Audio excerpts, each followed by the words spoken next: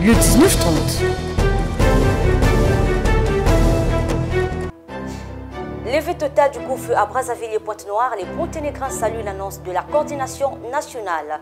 Cérémonie de dernier hommage à la cour d'appel de Pointe-Noire en mémoire de Maître Joseph Milondou, décédé le 4 février 2022. Voilà pour le sommaire, mesdames, messieurs. Bonsoir et bienvenue au journal de Lux TV.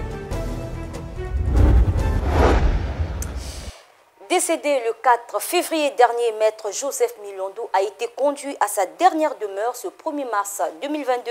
Une cérémonie de dernier hommage a été organisée en sa mémoire à la cour d'appel de Pointe-Noire.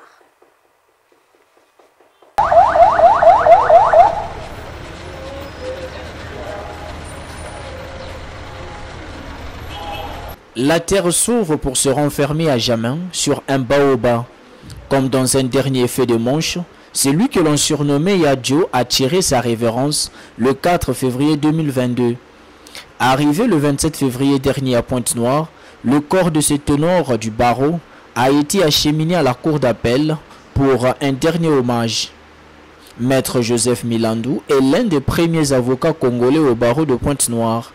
Maître Guillaume Bakwete, bâtonnier du barreau de Pointe-Noire, a encore la mémoire fraîche sur la carrière de l'illustre disparu. Avocat, tu l'as été et as commencé très jeune. Ce noble et beau métier. Tu as commencé à 31 ans et durant plus de 44 ans, tu n'as pas renoncé, nonobstant le caractère contraignant et absorbant de cette profession. Tu as consacré l'essentiel de ton existence à l'exercice de la profession de ton choix, celle de ta conviction, celle que tu as caressée très jeune en s'y impliquant corps et âme avec dévouement et amour.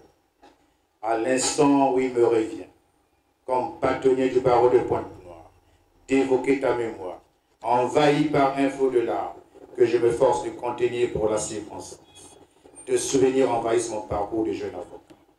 Nous avons ensemble, je dis bien ensemble, pris des audiences correctionnelles, matière qui a constitué votre credo professionnel et à l'occasion, tu étais le seul,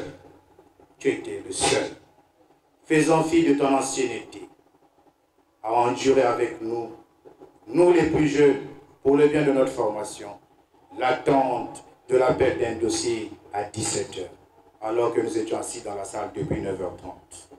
L'icône ne disparaîtra jamais, Yadjo restera gravé dans les esprits. Maître Joseph Milondou, je te revois aux côtés des confrères dans le box des avocats. Il est difficile de t'oublier et de penser la blessure qui font nos cœurs.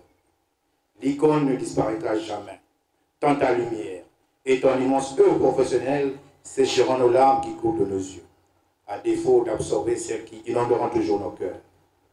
Sérieux, austère, peut-être, ton air ombrageux n'était pas le reflet de ta vraie personnalité. Pudique et sensible, tu savais être drôle. Les confrères se souviendront de la caricature. Samba, Sasa, Tala, c'est la même chose. Voilà notre Yadjo, le très confraternel Djo, qui aujourd'hui voyage, seul, sans nous, sans ses poches. Pour sa famille, Joseph Milondou a été un modèle et une source d'inspiration. La tristesse n'avait pas de place à ses côtés. Papa était un homme qui nous a donné une famille biologique, mais au-delà. Car pour lui, la famille, ce n'était pas seulement le lien de sang, mais bien plus. C'est pour cette raison que nous comptons parmi nous aujourd'hui de nombreux parents, pour lesquels nous avons autant d'affection que nos parents biologiques, sans distinction de race et encore moins d'ethnie. Notre père était un homme avec des amis de tous les départements. C'était un nationaliste convaincu. Papa était un sportif acharné. Il a réussi à nous communiquer son amour du sport. Il était karatéka, maître karatéka, ceinture noire, 4e dan. Aucun jour ne passait sans qu'il ne fasse d'exercice. Papa était un homme intègre, un homme honnête, un homme digne. Papa était un homme joyeux. Il avait en permanence un mot pour rire. D'ailleurs, ses éducateurs au séminaire l'avaient surnommé Guélurant, amuseur, amusant.